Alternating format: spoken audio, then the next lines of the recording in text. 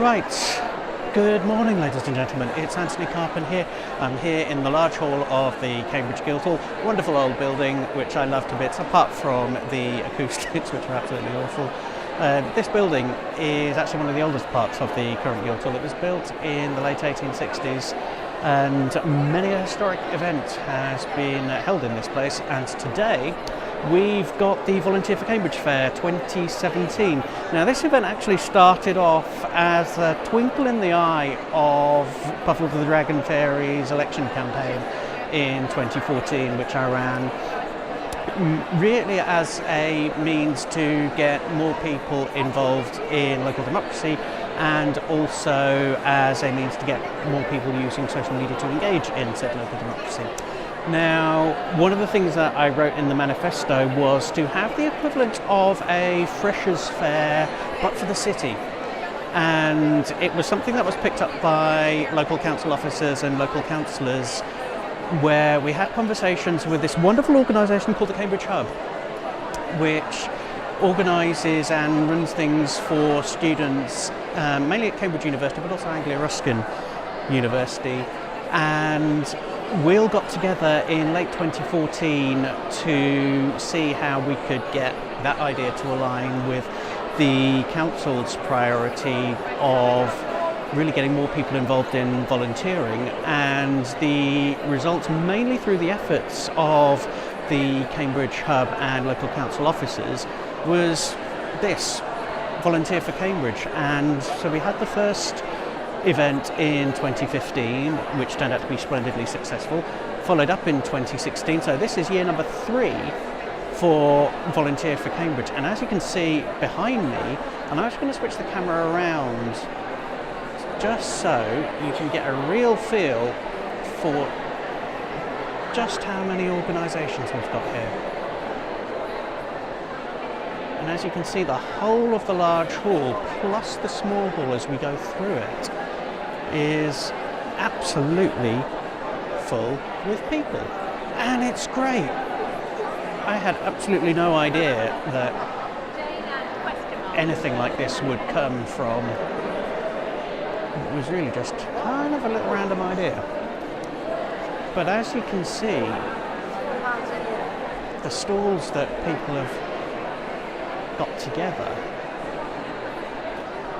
they've really done a great job in terms of getting everyone together. Now, as you can see, what we've got here, Cambridge Cycling Campaign, Cambridge Student Hub, we've got Jimmy's, we've also got the Cambridge Young People Service with the City Council. As you can see straight ahead, we've also got local Member of Parliament Daniel Zeichner, the MP for Cambridge. We've got Hearing Dogs for the Deaf, we've got St John Ambulance, and the Council for Voluntary Services just in the small hall, which also is a little historic place in itself.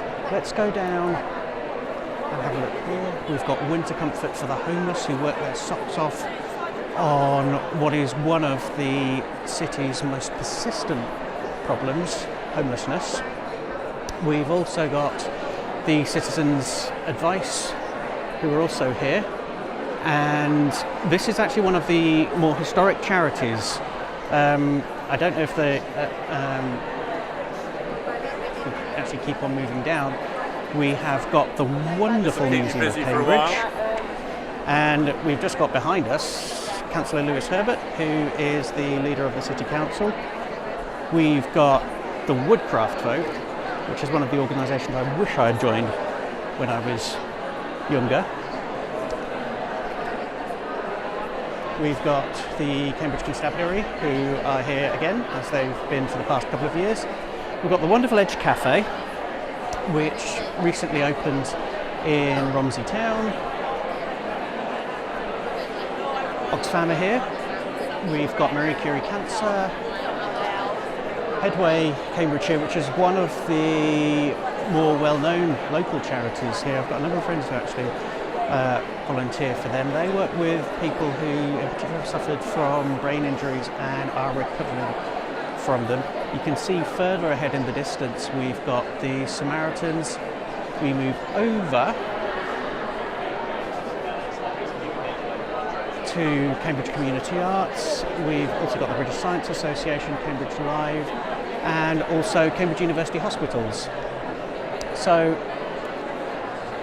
as you can see, a huge number of local organisations. One of the things that we found in the first Volunteers Festival that perhaps we weren't aware of was just how beneficial it was to get all of these charitable and voluntary organisations into the same place at the same time.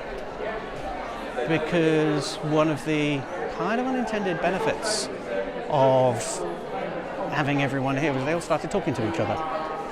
And organisations that had previously not even known of each other's existence started talking to each other. And I'm hoping that we'll see over time the long-term benefits of that happening. Anyway, I shall finish this walkabout here and I shall see you soon.